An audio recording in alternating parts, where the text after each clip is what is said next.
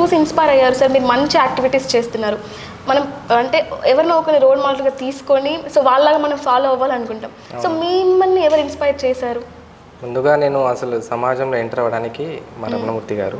Okay. Simple, ఏ విధంగా మనిషి ఎటువంటి ఆడంబరాలకు అట్రాక్ట్ అవ్వకుండా సింపుల్ లివింగ్ ఏ విధంగా సాధ్యం అనేది మా జయభారత్ రమణమూర్తి గారి నుంచి నేను నేర్చుకున్నాను. ఎందుకంటే స్టార్టింగ్ నా ఉద్యమ కార్యాచరణ 19లో స్టార్ట్ అయింది. అప్పటి నుంచే అంటే మా రమణమూర్తి గారు ఒకటే చెప్తారు, నువ్వు జీవన్ముక్తి పొందాలంటే, జీవన్ముక్తి అంటే ధ్యానం 5 నిమిషాలు ధ్యానం చేసి నేను సాధించిన అనేది కాదు. అంటే మనం ఆచరణలో చూపిస్తూ ఇతరులకి నేర్పిస్తేనే ఖచ్చితంగా మనం సక్సెస్ అవుతాం. జయభారత్ సిద్ధాంతం నన్ను చాలా వరకు మోటివేట్ చేసింది.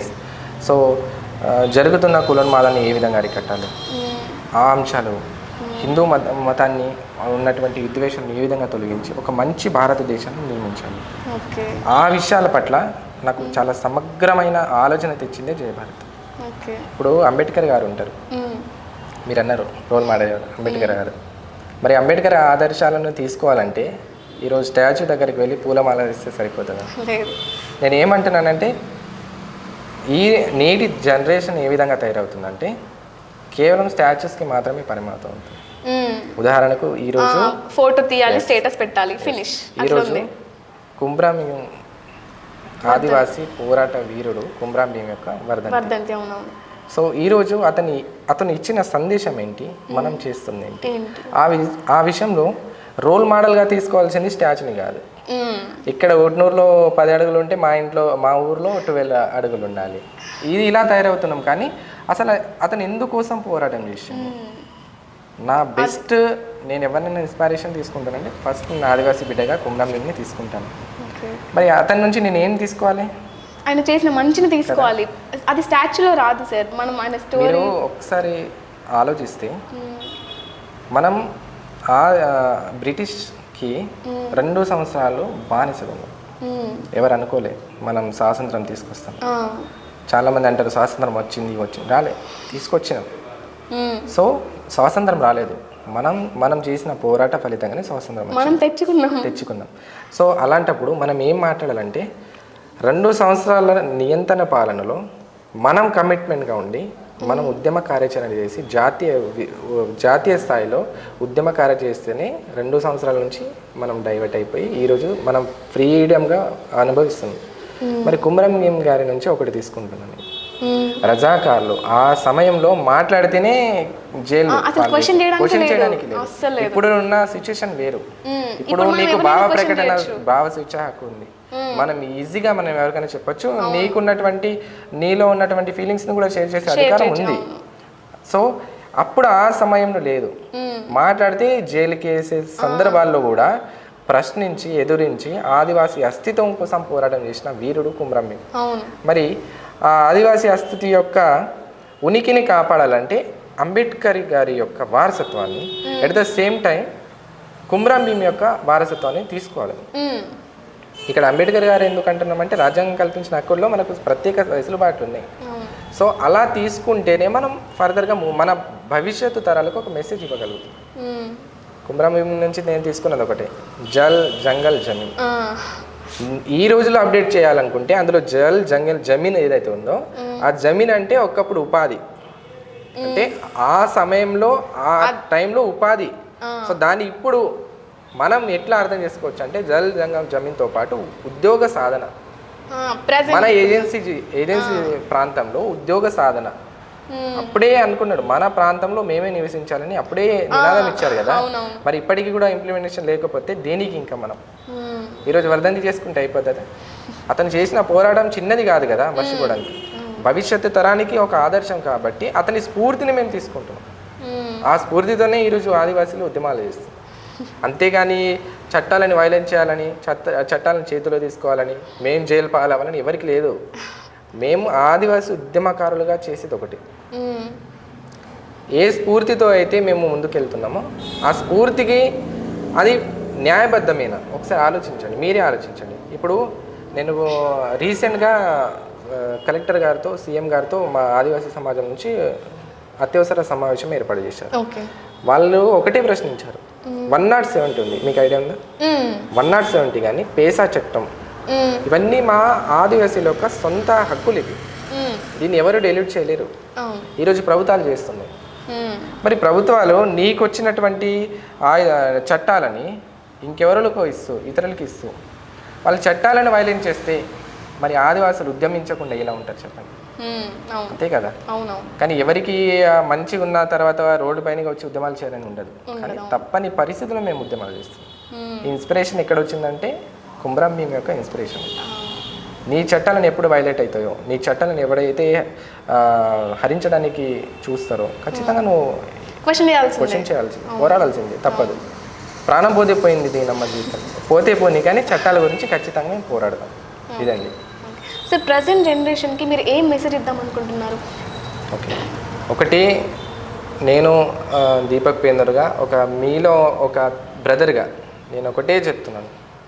ఈరోజు ఏదైతే మన కోసం పోరాడారో ఆ వీరులను స్మరించుకుంటూ ఖచ్చితంగా మనం ముందుకెళ్ళాలంటే ఏదో ఒక రోజు ఫోటోకి దండం పెట్టి కుమ్రం భీమ్కి జై, బాబాసాహెబ్ అంబేద్కర్కి జై అంటే సరిపోదు.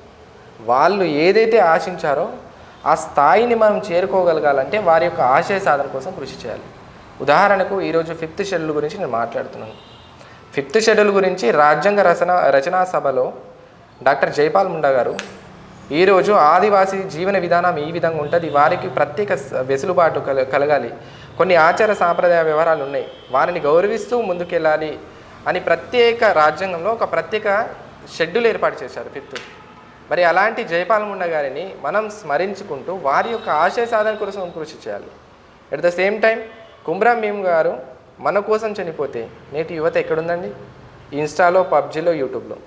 నాకు తెలియని విషయం అడుగుతాను మేడం గారు, మీరు ఉట్నూరు ప్రాంతంలో ఉన్నారు, ఆటోలు కొంటారు, తప్పుగా అనుకోదు, ఎవరిని ఉద్దేశించి కాదు, ఆటోలు ఏదో బైక్లు కొని వెనకాల ఒక ఫోటో ఇస్తారు, దాన్ని ఏదో స్టిక్కర్ ఏదో సంథింగ్ అంటారు. మరి అది పవన్ కళ్యాణ్దో, బన్నీదో, RRRదో వేస్తారు. నేను అభిమానం మీ మనసులో ఉండాలి, తప్పులేదు. మరి ఆ పోస్టర్లో ఒక కుమ్రం భీమ్దో, సరే మరీ ఉద్యమ స్ఫూర్తి లేదనుకోండి, మీ ఇంట్లో ఫ్యామిలీ అయితే ఉంటుంది, అమ్మ నాన్నలు ఉంటారు, కొనిచ్చింది ఎవరు? ఫోటో ఎవరిది? ఏదో హీరోది, లేకపోతే హీరోయిన్ది. ఎంత అధ్వానంగా తయారైందంటే, సరే నీ కుటుంబానికి చెందిన ఒక అల్లుడిదో, మీ చెల్లెదో, మీ అమ్మదో, నాన్నదో పెడితే ఎంత హ్యాపీగా ఫీల్ అవుతారండి. సరే ఆలోచించాలి మనం. అంటే ఎవడు ఏ సంబంధం లేని వాడిని హీరోగా పెట్టుకున్నాం. నా ఉద్దేశం ఏంటంటే ఏ సంబంధం లేని వాడిని హీరోగా పెట్టుకున్నాం. మన కోసం ఎవరైతే చనిపోయారో వాళ్ళ రియల్ హీరోస్ ని మర్చిపోతారు, రియల్ ఫైటర్స్ ని మర్చిపోతున్నాం. సొసైటీలో ఎలా తయారవుతుందంటే ఏది అవసరమో ఏది అవసరం లేదో అసలు తెలియని పరిస్థితిలో యువత ఉంది. సరే కిలికి గురించి మాట్లాడమని 2 గంటలు మాట్లాడతారు, RRR గురించి మాట్లాడమని 2 గంటలు మాట్లాడతారు. సరే ఒక హీరో గురించి చెడుగా చెప్తే ఇప్పుడే వైలెన్స్ అయిపోతుంది, గొడవలు అయిపోతాయి, అవసరమైతే కాలర్ పట్టుకొని కొట్టుకునేంత వరకు వస్తుంది. కానీ అక్కడ ఏసీలు బాగానే ఉంటారండి వాళ్ళు, ఇబ్బంది ఇక్కడే. నేను ఫ్యాన్ రాబాయి, నువ్వు ఫ్యాన్ ఉండొచ్చు, నీ మనస్ఫూర్తిగా సరే నీ ఇంటర్నల్, అది నేను చెప్పలేను, ఎవరిని ఉద్దేశించి కాదు. కానీ ఎవరినైతే మనం ఇన్స్పిరేషన్ తీసుకోవాలో వాళ్ళని మర్చిపోతున్నాం. ఇప్పుడు చాలా ఫ్రీడమ్ ఫైటర్స్ కూడా ఉన్నారు. సరే భగత్ సింగ్ ఉన్నారు, అంబేద్కర్ ఉన్నారు, గాంధీజీ ఉన్నారు, స్వామి దయానంద్ సరస్వతి ఉన్నారు, వివేకానంద ఉన్నారు. ఇంతమంది ఉన్నప్పుడు సరే ఏజెన్సీ గురించి మాట్లాడుకుంటే జైపాల్ ముండా గారు ఉన్నారండి. తను ఈ రాజ్యాంగ రచన కమిటీలో ఒక సభ్యుడుగా ఉంటూ ఏజెన్సీ చట్టాలు ఖచ్చితంగా మీరు ఇంప్లిమెంట్ చేయండి, ఆదివాసీకి ప్రత్యేక ఒక సాంప్రదాయం ఉంది, మీరు జనరల్ చేస్తే ఆ సాంప్రదాయాన్ని డెల్యూట్ అయిపోతుంది. ఉదాహరణకు చెప్తున్నాను, హైదరాబాద్లో కల్చర్ వేరు, ఇక్కడ కల్చర్ వేరు. పేసా యాక్ట్ ఉంది, అది ఎవరు ఇచ్చింది? దేవుడు ఎక్కడి నుంచి ఇవ్వలేదండి, వీళ్ళు పోరాటం చేసి ఇచ్చారు. బ్రిటిష్ నుంచి విముక్తి పొంది నైజాం సర్కార్ని ఎదురించి ఏజెన్సీలో భూభాగం, ఒక ప్రత్యేక భూభాగం ఏర్పాటు చేయాలనేసి ఎప్పటి నుంచి నినాదం చేసిన కుమ్రం భీమ్ గురించి కదా మేము చెప్పేది. మరి అతన్ని మర్చిపోయినాం, రిజర్వేషన్ మర్చిపోతున్నాం. ఈ రిజర్వేషన్ ఎవరి ఫలాల వల్ల వచ్చింది, ఎవరి కాంట్రిబ్యూషన్ వల్ల వచ్చింది మర్చిపోయినాం. కానీ నేను ఎవరికో హీరోని, నేను ఇది. సో అలా కాకుండా పర్ఫెక్ట్గా మన కోసం కాంట్రిబ్యూషన్ చేసిన వాళ్ళని ఒక్కరోజు గుర్తుపెట్టుకోవడం నాకు తెలిసిన పొరపాటు ఇది. నిరంతరం వారి యొక్క ఆశయ సాధన కోసం మనం కృషి చేయాలి. నేను యువతకు ఇచ్చే ఒకటే మెసేజ్, సోషల్ మీడియా అనేది చాలా అద్భుతమైన ఒక ప్లాట్ఫామ్. మంచి ప్లాట్ఫామ్. దాన్ని ఎంత మంచిగా వాడితే అంత మనం అచీవ్ అవ్వచ్చు. ఏ పుస్తకం అవసరం లేకుండా ఐఏఎస్ కూడా క్వాలిఫైడ్ చేసుకోవచ్చు. నేను నా వ్యక్తిగతంగా చెప్తున్నాను. నాది పోస్ట్ గ్రాడ్యుయేషన్ అయిపోయింది. సీటెట్ సెంట్రల్లో చాలా స్ట్రిక్ట్ టెట్ అన్నట్టు, టీచర్ ఎలిజిబిలిటీ టెట్ ఏదైతే టీఎస్ ఉందో అదే విధంగా సీటెట్ అంటేనే క్రాక్ చేయలేరు. 100%కి 25-30% కూడా దాటదు. అంటే పాస్ పర్సెంటేజ్. నా దగ్గర ఏ బుక్ లేదు, ఏ గైడ్ లేదు, ఏ కోచింగ్కి కూడా వెళ్ళలేదు. కేవలం మొబైల్తోనే నేను క్వాలిఫైడ్. అది కూడా మంచి మెరిట్తో. 93 మార్క్స్ క్వాలిఫైడ్ అయ్యి ఈరోజు సెకండ్ టైంలో 100+ వచ్చిందంటే ఏ పుస్తకం నేను ముట్టలేదండి. కేవలం ఫోన్లోనే యూట్యూబ్ ద్వారా చదువుకున్నాను. అదే యూట్యూబ్లో ఏదో జబర్దస్త్ కామెడీనో అంటే మనం సమయాన్ని వృధా చేస్తుంది. ఇన్స్పిరేషన్ తీసుకోవాల్సింది మనకి ఎవరైతే వెన్నంటగా ఉన్నారో, మమ్మీ డాడీ ఇన్స్పిరేషన్ తీసుకోండి. ఈరోజు నేను ఇక్కడ ఉన్నాను, ఇంత మంచి స్టాండ్లో ఉన్నానంటే కాంట్రిబ్యూషన్ ఫ్యామిలీది ఉంటుంది. అలా వాళ్ళ నుంచి మోటివేషన్ తీసుకొని మనం ముందుకెళ్ళాలి. సార్ ఇది కాకుండా జై భారత్ ఇది కాకుండా మీరు ప్రొఫెషనల్గా ఏంటి, టీచర్, డాక్టర్ అట్లా? నేను స్టూడెంట్, ఇప్పటికి కూడా స్టూడెంట్. నేను టీచర్ కోసం ప్రిపేర్ అవుతున్నాను. ఏజెన్సీ డిఎస్సి పడకుండా అన్ఎంప్లాయ్గానే ఉండిపోతున్నాను. అది ఇన్ఫ్లుయెన్స్ చేసిందా? ఇప్పుడు ఏజెన్సీలో జనరల్ డిఎస్సికి మేము పోటీ పడలేని పరిస్థితులు. ఎంత కాదన్న రిజర్వేషన్స్ వస్తే ఈ పార్టీకి ఎక్కడో ఉండేవాళ్ళం. కానీ 12 years నుంచి ఏ నోటిఫికేషన్ లేకనే ఎంతో కొంత మా జీవితాన్ని ఇట్లా మేము పర్సనల్గా జాబ్ చేస్తూనే నాకు బిజినెస్ ఉంది. బిజినెస్ చేసుకుంటే చదువుతున్నాను. అదే. సో మీరు బయటకు వచ్చి చెప్తున్నారు, ఇంకా రాని వాళ్ళు చాలా మంది ఉన్నారు కదా, సో వాళ్ళ కోసం మీరు ఇనిషియేటివ్ తీసుకొని పోరాటం చేస్తున్నారు. రాని వాళ్ళ కోసం ఒకటి ఆలోచన అండి. ఇప్పుడు ఈరోజు రిజర్వేషన్ గురించి పోరాడుతున్నాం. ఒక మాట, ఏజెన్సీ డిఎస్సి సాధన కమిటీ తరపు నుంచి మేము ఉద్యమ కార్యాచరణ చేస్తే మేడం, ఏజెన్సీ డిఎస్సి కావాలి అని నోటిఫికేషన్కి ఐటీడీలో ధర్నకు వచ్చింది 50 ఏజ్ దాటిన వాళ్ళు. 50+ ఏజ్ వాళ్ళు అంటే వాళ్ళ తల్లిదండ్రులు వచ్చారు కానీ యూత్ రాలేదు. ఆశ్చర్యం ఏంటంటే నీకోసం పోరాడే జాబ్లో నువ్వు రాకపోతే ఇంకా ఏజ్డ్ వాళ్ళు వస్తున్నారు. వాళ్ళకి ఇప్పుడు వర్తిస్తుందా అండి? అంటే ఆదివాసీ సమాజంలో ఆదివాసీ నాయకులు చాలా యాక్టివ్గా ఉన్నారు, సంఘ నాయకులు ఉన్నారు. ఇప్పుడు తుడుందెబ్బ, సంక్షేమ పరిషత్, విద్యార్థి సంఘం, ఆదివాసీ సేన అన్ని సంఘాలు యాక్టివ్గా ఉన్నాయి. మరి వాళ్ళకి ఆదర్శంగా మేము యువతగా మేము ముందుకు వస్తే వాళ్ళకి ఇంకా ఒక మంచి నమ్మకం వస్తుంది, మంచి ఒక ఫలితం వస్తుంది కదండి. ఏజెన్సీ డిఎస్సి కోసం ఉద్యమించే వాళ్ళు ఏజ్డ్ వాళ్ళు వస్తున్నారు, సంఘ నేతలు వస్తున్నారు, ఏదో ఒక జాబ్లో ఉన్న వాళ్ళు వస్తున్నారు. కానీ అవసరం ఎవరికి ఉందో వాళ్ళు రావట్లేదు. అవగాహన లేక నాకెందుకులే ఇంకో 10 సంవత్సరాలు అయితే ఏజెన్సీ పోతుంది, తర్వాత నాకెందుకులే అంటే ఇదే పేదరికం. 1947లో బిఫోర్ ఎలా ఉన్నామో అలా ఏజెన్సీలు తగలబడుతుంది. 5G ఇక్కడ వచ్చినంత మాత్రాన డెవలప్ కాదండి. మారుమూల ప్రాంతాలు అభివృద్ధి చెందితేనే డెవలప్ అయినట్టు. ఇప్పటికి కూడా నెట్ కనెక్షన్ లేని ప్రాంతాలు ఉన్నాయి. మా ఊర్లో నెట్వర్క్ లేదు, రోడ్డు సౌకర్యం లేదు. ఇంకెప్పుడు పోరాడతాం? ఎలక్షన్ టైం వచ్చిందంటే కట్టెలు పట్టుకొని నాకు ఇవ్వలేదు, అక్కడ మాత్రం ప్రశ్నిస్తాం కదా, నాకెందుకు ఇవ్వలేదు, నాకెందుకు 500 రావాలి నాకు. అక్కడ సర్పంచ్ ఎలక్షన్స్లో కూడా 500, 1000 రూపాయలు రావాలని నువ్వు నైట్కి వెళ్ళి 12 o'clockకి వాడి డోర్ ముందు కూర్చొని అడుగుతావు. తర్వాత ఎందుకు అడగావు అంటున్నా నేను. రోడ్లు లేవు, అడగచ్చు కదా. అందుకే జయ భారత్లో ఒకటే చెప్పాను, ఎప్పుడైతే డబ్బు తీసుకొని నువ్వు ఓటు ఎలక్షన్ చేస్తావో అప్పుడు నువ్వు చచ్చిపోయినా సమానం. 5 సంవత్సరాలుగా శవంతో సమానం. ఇక నువ్వు ప్రశ్నించుకోలేవు కాబట్టి అభివృద్ధి ఎట్లా అవుతుంది? ఇదంతా ఒక చైన్ సిస్టమ్ లా ఉంది. నువ్వు అభివృద్ధి అవ్వాలన్నా ఇప్పుడు గంట మాట్లాడిన కూడా అభివృద్ధి అవ్వాలంటే ముందు యువత ముందుకు రావాలి. ఎట్ను చూసినా అక్కడికి వస్తున్నాం. సో రీజన్ ఏంటంటే మనం ఎడ్యుకేషన్ విషయంలో ముందు ఉంటేనే ఖచ్చితంగా అచీవ్ అవుతాం. ఇదండి. సరే, ఇంకా ఎలాంటి యాక్టివిటీస్ చేస్తే యువతలో మార్పు వస్తుంది అనుకుంటున్నారు? యువతలో మీరు ఆల్రెడీ వర్క్ చేస్తున్నారు, ఇంకా ఎలాంటి యాక్టివిటీస్ చేయాలి, వాళ్ళని మోటివేట్ చేయాలి, వాళ్ళు కూడా పార్టిసిపేట్ చేయాలి ఇలాంటి యాక్టివిటీస్లో అంటే? ఓకే, సో యువతలో దగ్గర నేను 117 విలేజెస్ 17 విలేజ్లో మండల స్థాయిలో మీటింగ్ చేశాను. 17-18 విలేజ్ 3 మండలాలు కంప్లీట్ చేశాను. ప్రతి ఒక్క విలేజ్లో యూత్ అవేర్నెస్ మీటింగ్స్ పెట్టాను. ఓకే, జై భారత్ తరపు నుంచి హిందూ ముస్లిమ్స్ ఐక్యత సభలు పెడతాం. ఓకే, సో సిచ్యుయేషన్కి తగ్గట్టుగా సరే హిందూ ముస్లిం ఐక్యత సభలు ఎక్కడ పెడుతున్నాం, కొన్ని సందర్భాల్లో అవసరమైతే పెడుతున్నాం, కానీ కొన్ని సందర్భాల్లో ఇప్పటికీ కూడా సరే ఆదివాసీ ప్రాంతాలు ఉన్నాయండి, అక్కడ సమన్వయం పాటించాలంటే 9 తీగల సమయం కూడా కంపల్సరీ కావాలి. సో అలా యూనిటీ అండ్ ఈక్వాలిటీ మీటింగ్స్ పెడితే ఖచ్చితంగా విలేజ్లో నైట్ పూట వెళ్ళి మేము మీటింగ్స్ పెడుతున్నాం. మీటింగ్స్లో ఒకటే చెప్తున్నాం, నీ రిజర్వేషన్స్ గురించి, నీ చట్టాల గురించి, నీ ఎడ్యుకేషన్ గురించి నువ్వు మాత్రమే పోరాడాలి, పక్కలు పోరాడకూడదు. అలా పోరాటం రావాలంటే నీకు ఒక సబ్జెక్ట్ రావాలి.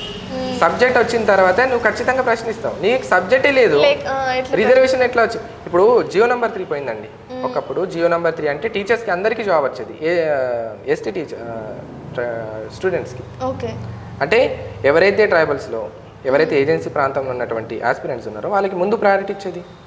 తీసేశారు కదా, 2020లో తీసి ఇప్పటివరకు నువ్వు పలకడం లేదు, ఎందుకు తీశారనేది క్వశ్చనింగ్ లేదు.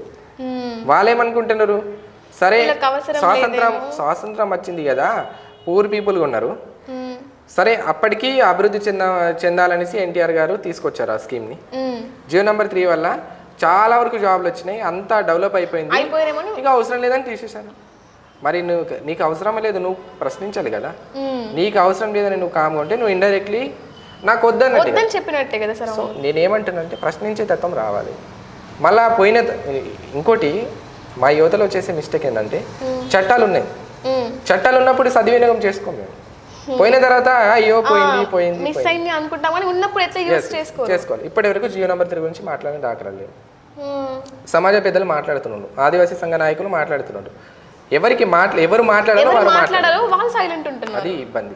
సో 5th షెడ్యూల్ రక్షణ కోసం ఖచ్చితంగా ఉద్యమకార్యం చేస్తున్నాం, లీగల్ వేలో పోరాటం చేస్తున్నాం. ఎవరికి ఉద్దేశించో ఇతర వర్గానికి మేము డామినేట్ చేసో లేదు, మా చట్టాలని మేము హక్కుల కోసం పోరాటం చేస్తున్నాం. కాబట్టి ఏజెన్సీ రక్షణ అనేది మా యొక్క హక్కు, మీకు కావాల్సింది మీకు ఇవ్వండి అని అడుగుతున్నారు అంతే. ఎవరిని అపోజ్ చేయడం అనేది మా దగ్గర లేదు. మేమే చెప్తాం ఈక్వాలిటీ అనేసి, మేమే చెప్తాం, మళ్ళీ మేమే క్యాష్ ఫిల్లింగ్ ఎలా తీస్తాం. కానీ రిజర్వేషన్ పరంగా చట్టాల పరంగా మాట్లాడాల్సి వస్తుంది.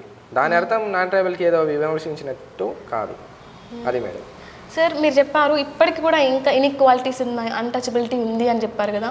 సో ఇది కంప్లీట్గా ఇది స్టాప్ చేయాలి అని అంటే ఎలాంటి మన యూత్ అయినా మనమైనా ఎలాంటి మనం తీసుకోవాలి, ఇనిషియేటివ్ తీసుకోవాలి? ఇప్పుడు సమాజంలో అసమానతలు తొలగిపోవాలంటే ముందు మన వాళ్ళు ఏంటి, ముందు మన సబ్జెక్ట్ ఏంటి, మన సాంప్రదాయం ఏంటి తెలుసుకోవాలి. అది విద్య ద్వారానే పాసిబుల్ అవుతుంది, ఎడ్యుకేషన్ ద్వారా. ఎన్ని రోజులైతే ఎడ్యుకేషన్కి దూరంగా ఉంటావో అప్పటి వరకు నువ్వు 3 నమ్మకాలతోనే జీవిస్తావు. అర్థమవుతుందా? నేను టీచర్ జాబ్కి అప్లై చేసిన, సరే టెట్కి అప్లై చేసిన, టెట్ పాస్ అవ్వాలి, 100 మెరిట్ రావాలంటే కోచింగ్కి వెళ్ళి చదవాలి. సరే ఆర్థిక పరిస్థితులు బాగాలేదు, ఇంట్లో చదవం, హాల్ టికెట్ వచ్చిన తర్వాత 4 నిమ్మకాయలు తీసుకెళ్తే అయిపోతుంది. అంటే నేనేమంటున్నా అంటే సాంప్రదాయాలు ఓకే, సాంప్రదాయాన్ని ఖచ్చితంగా మనం పాటించాలి, తప్పదు. మన అస్తిత్వం ఇచ్చేది, మన వారసత్వంగా వచ్చేది సాంప్రదాయాన్ని ఎక్కడ అపోజ్ చేయడానికి లేదు. కానీ అందులో ఉన్నటువంటి కొన్ని మూఢనమ్మకాలు ఉన్నాయి కదా, దాన్ని మాత్రం ఖచ్చితంగా మనం తెలుసుకోవాలి. ఇలా ఇక్కడ జరుగుతుంది. ఇప్పుడు ఎగ్జాంపుల్ టెట్ క్వాలిఫైడ్ అవ్వాలంటే చదవాల్సిందే, డిఎస్సి రావాలంటే చదవాల్సిందే, కానిస్టేబుల్ రావాలంటే చదవాల్సిందే. కానీ రిజల్ట్ అడ్మిట్ కార్డ్ వచ్చేంత వరకు చదవం. మళ్ళా ఈ బాబా మంచిగా ఉన్నాడు, 4 నిమ్మకాయలు తీసుకెళ్తే పాస్ అవుతామంట, ఇది ఎక్కడనే అంటే అలా డెల్యూట్ చేసే వాళ్ళని కూడా నేను ఏం చెప్తున్నా అంటే, అలా చేయడం వల్ల చాలా మంది చదవలేకపోతున్నారు, ఆ నమ్మకంతో ఉంటున్నారు. సరే నీ నమ్మకాయలు మళ్ళీ వస్తాయి, చెట్టుకి నోటిఫికేషన్ వస్తుందా మళ్ళీ 3-4 సంవత్సరాలు. సో అలాంటి వాళ్ళని మనం ప్రోత్సహించదు. సరే నీ కులదైవం ఉంటుంది, లేకపోతే నీ ఇంటి పెద్ద దేవుడు ఉంటాడు, సరే పూజిస్తావు, ఓకే, దాన్ని ఖచ్చితంగా మేము పాటిస్తాం. ఈవెన్ నేను కూడా పాటిస్తాను. చాలా వ్యవహారాలు ఉంటాయి, మాకు ఆచార వ్యవహారాలు చాలా భిన్నంగా ఉంటాయి. ఆశ్చర్యం ఏంటంటే ఇది ఖచ్చితంగా ఫోకస్ చేయండి, మేము హిందూ ధర్మంలో విలీనమని చెప్తారు, కాదు. మా ఆదివాసీ సమాజం అనేది హిందూ ధర్మంలో కొన్ని అంశాల్లో మాత్రం విలీనం ఉంది, కానీ మేము హిందూ ధర్మం కాదు. మరి స్వచ్ఛంగా ఆదివాసులం, అడవి తల్లిని మేము ప్రేమిస్తాం, పూజిస్తాం. మా ఆచార వ్యవహారాలు వేరు, దాన్ని డెలివరీ చేస్తా ఉంటే ఒప్పుకోము, ఖచ్చితంగా ఆచార వ్యవహారాలు పాటించాల్సిందే. కానీ అందులో ఉన్నటువంటి కొన్ని మూఢనమ్మకాలను తొలగించాల్సిన అవసరం ఉంది, మారుతున్న కాలానుగుణంగా. అర్థమవుతుంది. సరే అప్డేట్లో మాకు అవసరం లేదంటే ఇప్పుడు 5G ఫోన్ వచ్చింది, 5G నెట్ వచ్చింది, అది మా సాంప్రదాయం లేదు. వచ్చిందా? ఉందా? మీ సాంప్రదాయం ఉందా? ఒక 10 years వివో కింద చూస్తే కలర్ ఫోన్లు వచ్చాయి. అమ్మమ్మ మా నాన్న వాడలేదు, నేను స్మార్ట్ ఫోన్ వాడను అనేది అవుతుందా? మారుతున్న కాలానుగుణంగా అప్డేట్ అనేది కంపల్సరీ. సో దాంతోపాటు ఈ కొన్ని మూఢనమ్మకాలు కూడా మారాలి. బ్లడ్ లేదని చనిపోతే స్కానింగ్లో బ్లడ్ 6 grams ఉందంటే నా దేవుడి దగ్గర పోతా అంటారు. అది ఎట్లా? సరే దేవుడి దగ్గర పోతా, నీ పరిసర ప్రాంతాల్లో ఏదో తగిలిందనుకో, దయ్యమో దేవుడు తెలియదు, సో దాన్ని సవరించవచ్చు. సరే వాటర్ కొడతారు మన ఆచారం ప్రకారం. కానీ నీకు బ్లడ్ తక్కువ ఉంది, 6 grams ఉంది, ఇంకా తగ్గితే నీకు నీ లైఫ్కే ప్రమాదం, నిమ్మకాయలు ఏం చేస్తాయి చెప్పండి బయట? సో అలాంటి మూఢనమ్మకాన్ని ఖచ్చితంగా వైదొలగాలి. ఖచ్చితంగా మేము ప్రయత్నిస్తున్నాం.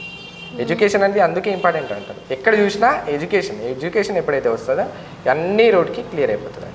ప్రశ్నించే అధికారం వస్తుంది, నీ చట్టాలు తెలుస్తాయి, నువ్వు ఎవరి కోసం పోరాడని ఇష్టం, ఎవరి కోసం చేయాలి, నీ కోసం ఎవరు చేశాడు, అది ఇంపార్టెంట్.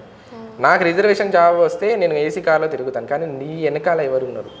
నీ వెనకాల కాంట్రిబ్యూషన్ బాబాసాహెబ్ అంబేద్కర్ గారిది, జైపాల్ ముండాది, కుమ్రాం భీమ్ది ఉంది, కుమ్రాం సూర్ది ఉంది, బిర్సా ముండాది ఉంది. సో ఆ వారసత్వాన్ని ఖచ్చితంగా భావితరానికి అందించాలి. ఒక విషయం ఏంటంటే స్టాచ్యూస్, నేను ఇంతకు ముందు మాట్లాడాను స్టాచ్యూ యొక్క ఒక లక్ష్యం ఏంటి, ఒక మీనింగ్ అంటే ఇప్పుడు విగ్రహాలు ఉన్నాయి, విగ్రహాల యొక్క ఉద్దేశం ఏంటంటే అవి ఇన్స్పిరేషన్గా తీసుకోవడానికి మాత్రం, లక్ష్యాలని తీసుకోవాలి, భావితరానికి అందించడానికి ఒక స్టాచ్యూ ఒక నిదర్శనం అది. అంతేగాని స్టాచ్యూని పూజిస్తే నేను దేవుణ్ణి కాదు. వారి యొక్క ఆశ సాధన ఎప్పుడైతే చేస్తామో సక్సెస్ అవుతాం. ఇదండి.